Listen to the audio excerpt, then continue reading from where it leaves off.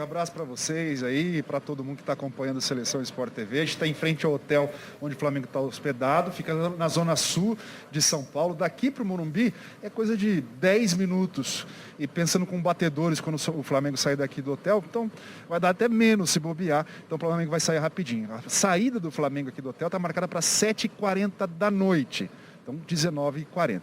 O Flamengo já almoçou, os jogadores já almoçaram, mas de manhã já teve uma movimentação aqui, eles chamam de dar uma assustada nos músculos, uma movimentação aqui no hotel mesmo, um alongamento, uma corridinha para colocar o corpo em ação, né? Esses jogadores são acostumados a treinar 2 vezes por dia e é uma coisa que o Flamengo tem feito no Campeonato Brasileiro, dar essa mexida mesmo em dia de jogos. E também o Rogério passou um vídeo para os jogadores para saber como o Flamengo joga e como o Flamengo vai jogar, e isso, claro, vai ser reforçado antes do jogo na famosa preleção e também no vestiário.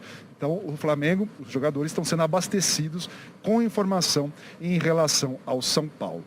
Informação de volta do Flamengo. O Flamengo acaba o jogo, esse jogo deve acabar lá por volta de meia-noite, independentemente de resultado, o Flamengo vai direto do Morumbi para Guarulhos, pega um voo às 3 da manhã e vai para o Galeão e deve chegar às 4 horas da manhã no Rio de Janeiro. Então esse é o itinerário hoje do Flamengo, um dia especial, tentando mais um título brasileiro, e para o Rogério Ceni, né? O Rogério Ceni que teve as maiores conquistas como jogador no Morumbi e quis o futebol, quis o destino, que ele possa talvez ganhar o seu maior título nessa recente carreira dele como treinador, campeão brasileiro, também no Morumbi. Lembrando que o Rogério morou no estádio, né? Quando ele chega nas categorias de base do São Paulo, ali com 16, 17 anos, ele morou no estádio, então ele tem uma ligação muito forte. Todo mundo sabe que ele é o maior ídolo da história do São Paulo, por exemplo.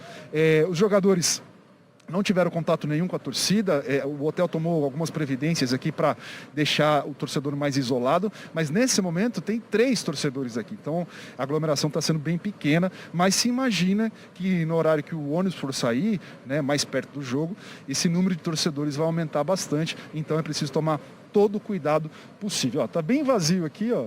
Está bem tranquilo, os torcedores estão por aqui para trás, são 3 torcedores que estão conversando ali, falando no celular, mas está bem tranquilo. Nesse dia nublado, com um pouquinho de sol, um dia importante, né, para os times envolvidos no Campeonato Brasileiro e para o Flamengo, que a gente está acompanhando aqui na frente da concentração. Certo, Rizek? Abraço para todos. Valeu, Ale, bom trabalho a você e para todo o nosso time. Faço contato agora com o repórter Caio Maciel, que está no palco da partida, o estádio do Morumbi. Fala, Caio, bem-vindo.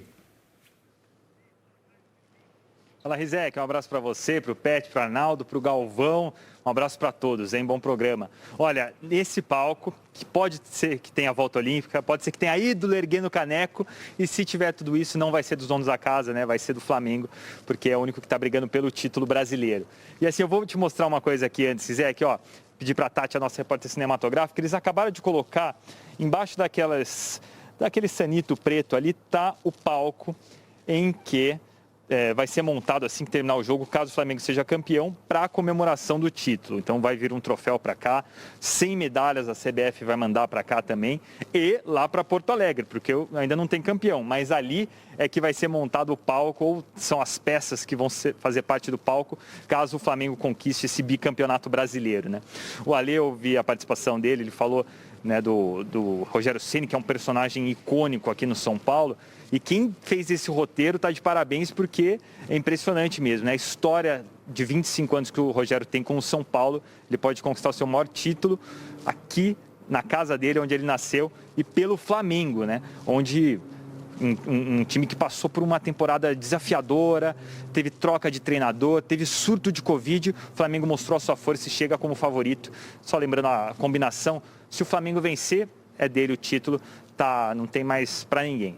Se o Flamengo empatar essa partida, né, aí lá em Porto Alegre o Inter não vai poder vencer, né, tem que empatar também para que o Flamengo comemore o título aqui. E se perder, o Inter também com um empate ou uma derrota lá contra o Corinthians, o título também é do Flamengo. Então a expectativa está alta, o Flamengo assumiu a ponta do Campeonato Brasileiro na última rodada pela primeira vez no Brasileirão e pode terminar como campeão. E o São Paulo liderou o Brasileirão por 14 rodadas, né? Ficou muito tempo, chegou a abrir 7 pontos, foi um do favorito, e hoje briga apenas pelo quê? Para cravar uma vaga na fase de grupos da Libertadores, para não depender de outros resultados. A única motivação do São Paulo é essa, tem que vencer o São Paulo, então o Flamengo. Então, por isso, né? Por isso que a expectativa é alta desse jogo, muito grande, porque o São Paulo ainda tem um objetivo. Só confirmando aqui, são 100 medalhas no total, tá? 50 vieram aqui para São Paulo, ainda não vieram para o estádio do Morumbi, e 50 foram mandados lá para o Rio Grande do Sul, e um troféu para cada lugar para ver quem que vai ser o campeão brasileiro. O time do Flamengo não deve ter grandes novidades, né? O Arão está relacionado, o Diego Alves também, mas vão ficar no banco de reservas como opção, eles não têm condição de jogo. E no caso do São Paulo, o time vem bem modificado com 3 zagueiros. Um esquema que se diz que o Muricy já tem um pouco de mão nesse time, por isso que o São Paulo deve vir com 3 zagueiros hoje à noite. Eu volto com vocês aí, Rizek. Já debateremos isso, valeu, Caio. Olha, na verdade, o Internacional liderou o campeonato por 17 ele falou uma coisa aí. Perdão, Rizek, só para não deixar passar. Eu vi hoje uma declaração do meu amigo Muricy dizendo assim, São Paulo, mas não se esqueça que o São Paulo quer a vaga para estar entre os 4. Ao contrário do que algumas pessoas andaram falando, o empate não serve para o São Paulo, não, porque o São Paulo nesse momento o São Paulo tem 63 pontos, o Fluminense tem 61. Se empatar, vai a 64. Se o Fluminense ganhar do Fortaleza, vai aos 64 também. Os dois, nesse momento, têm 17 vitórias. O São Paulo empatando, permanece em 17 vitórias. O Fluminense ganhando, passa a 18 vitórias, que é o primeiro critério. Não, o São Paulo só garante com a vitória. Mas me lembrei do Muricy, tá aí a classificação, olha lá.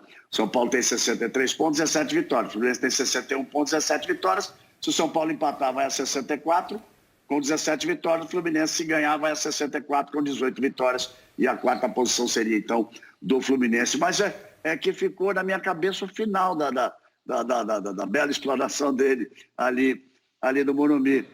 Rapaz, o Muricy falou assim, botei no contrato, o técnico não você. Tem o técnico interino, o técnico novo já chegou. Mas 3 zagueiros tem uma cara de Muricy, não tem não? Já eu chego a isso. Eu só queria falar dessa dança das cadeiras na liderança. O Internacional, na verdade, liderou o campeonato por 17 rodadas. 17. Mas isso aqui não é uma competição para ver quem por mais vezes liderou. É quem será o líder na última rodada. A situação é a seguinte, meus amigos. O campeonato começa com o Atlético Paranaense líder na primeira e na segunda rodada. Aí vem o Atlético do São Paulo na terceira. O Vasco, rebaixado, foi líder na 4ª. E o Internacional, pela primeira vez, assume a ponta na 5ª.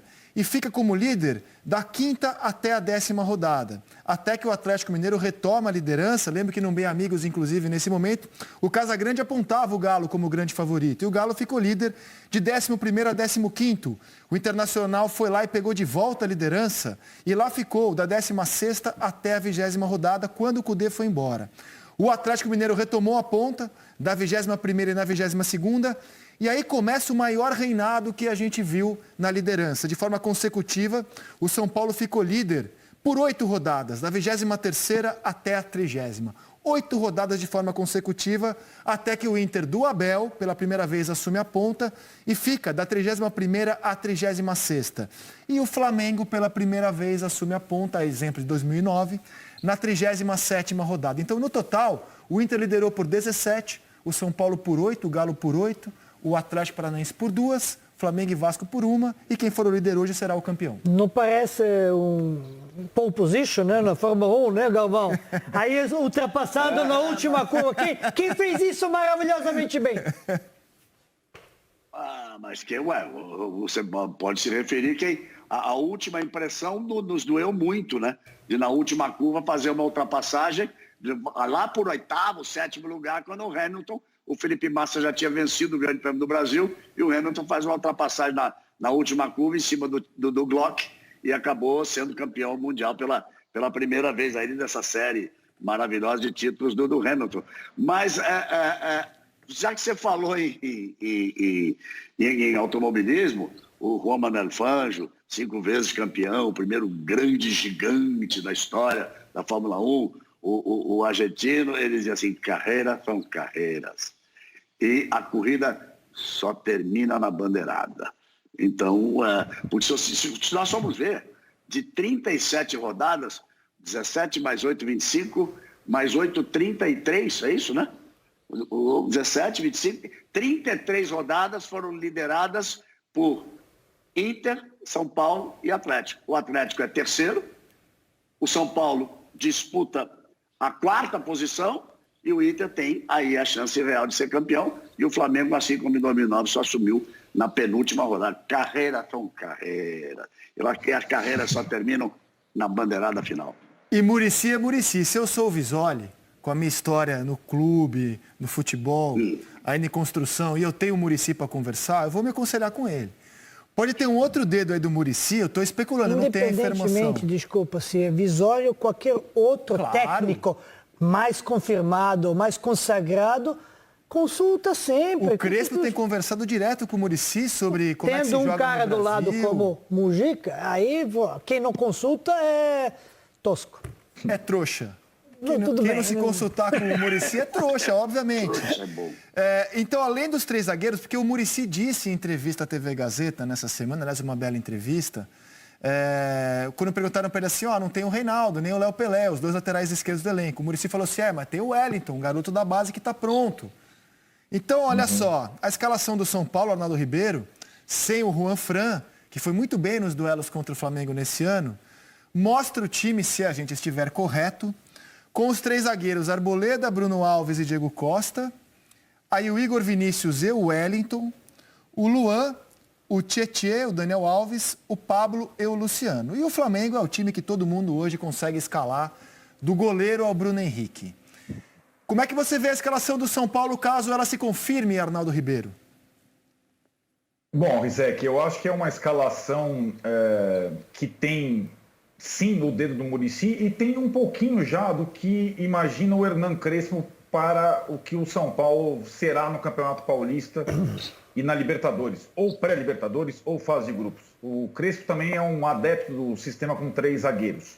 Muitas vezes ele usou isso no Defensa e Justiça. E talvez, se vocês concordarem comigo, o time brasileiro mais acostumado a 3 zagueiros, historicamente, é o São Paulo. Da época do Muricy mesmo, e até anteriormente ao Muricy, com o Cuca, com o Paulo Autuori. O 3 zagueiros não é uma aberração para o torcedor de São Paulo. Pelo contrário, o torcedor de São Paulo está acostumado com isso. Agora, essa formação com 3 zagueiros, ela jamais foi utilizada pelo Fernando Diniz em 16 meses e vai a campo com um treino, né? O treino de ontem. E é uma formação que eu vejo mais cautelosa, mais física, que vai ter muita questão de atenção na bola parada, o time fica mais alto, não só com os 3 zagueiros, mas com a entrada do Pablo para fazer companhia ao Luciano. E o menino Wellington, lateral esquerdo da base, da seleção sub-20, teria uma proteção maior, jogaria um pouco mais solto pela esquerda, como o Igor Vinícius. O Juan Fran vai para o banco e faz sua despedida do São Paulo, não vai ter seu contrato renovado. Já é um time em reformulação.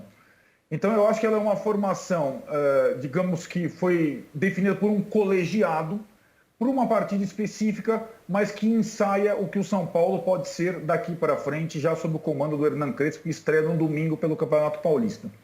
E ela representa, na prática, pela primeira vez, uma ruptura com o modelo de jogo que o Fernando Diniz implementou por 16 meses. O Visoli fez algumas adaptações nas 4 partidas que assumiu o time, algumas adaptações, mas não muito na escalação e nem no sistema de jogo. Agora, sim, é uma ruptura definitivamente com o sistema que o Fernando Diniz colocou para valer no São Paulo, que tinha 2 meias, né? Era um time que jogava com 2 meias, o Igor Gomes destro, o Gabriel Sara canhoto, os 2 da base, e os 2 devem ficar no banco hoje como opções. E é curioso a gente imaginar que, com a formação do Diniz, com os 2 meias, com o tipo de jogo diferente, sem 3 zagueiros, o São Paulo se deu bem contra o Flamengo nas 3 oportunidades em que enfrentou o Flamengo nessa temporada, né? Foi o time que mais se encaixou o adversário à forma do São Paulo atuar. Vou mostrar isso então, Arnaldo. Foi um 9-2. Se tivesse um placar agregado da temporada 2020, um jogo de Campeonato Brasileiro 2 de Copa do Brasil, o placar seria 9-2. Mas eram circunstâncias bem diferentes daquelas que a gente tem para o jogo de hoje. No 4-1 do Campeonato Brasileiro, o Domenech Torren era o técnico do Flamengo. O Flamengo não tinha nesse jogo o Rodrigo Caio, Gabriel e Arrascaeta. E o São Paulo estava completinho nesse jogo 4-1 no Maracanã, quando o Flamengo também perdeu 2 pênaltis. Aí na Copa do Brasil, estreia do Rogério Ceni, o jogo da ida foi 2-1 São Paulo, de novo o Flamengo muito desfalcado, sem o Everton Ribeiro, sem o Arrascaeta, sem o Felipe Luiz, sem o Rodrigo Caio e o Isla, meio time, e de novo o São Paulo completo. E contou com essa bobagem, essa falha do Hugo para marcar o seu segundo gol. E aí com a vantagem no Morumbi, o São Paulo marcou 3 gols no segundo tempo, né? O Flamengo não tinha, de novo, desfalques importantes, aliás, peças importantes. O Felipe Luiz, o Rodrigo Caio e o Isla, e o São Paulo de novo completo. Então mudou muita coisa. Era um outro São Paulo, era um outro Flamengo, era um Flamengo desfalcado. E o que muda para encarar esse time, Petkovic, com 3 zagueiros?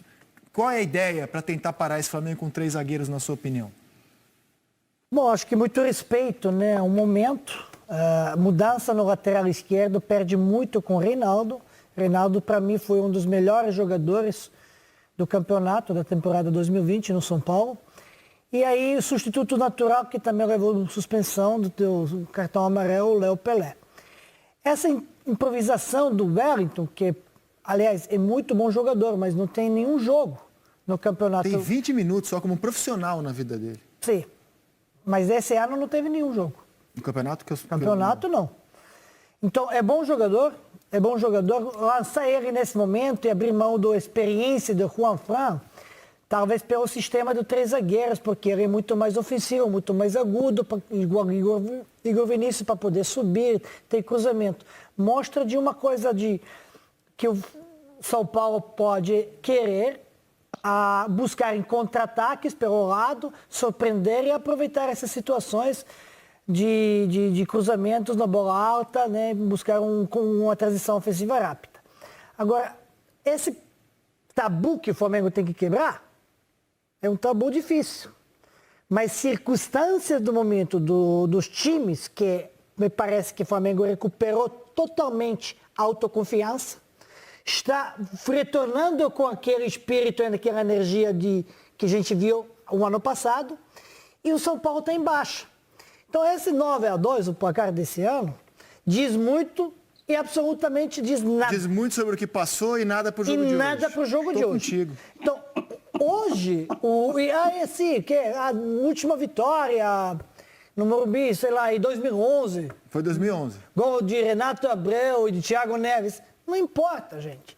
Quando é uma final, olha o que aconteceu numa final, onde o Flamengo nunca jogou.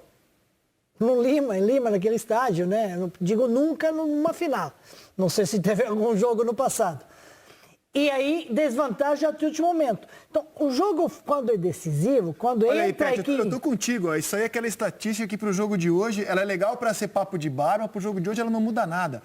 São jogos... Isso é história. Isso é história, claro. Não, faz parte da história. Contaria muitos... Tá nos livros, mas não tem nada a ver com o jogo de hoje. Exato. Só estou dizendo uma coisa que ia significar muito.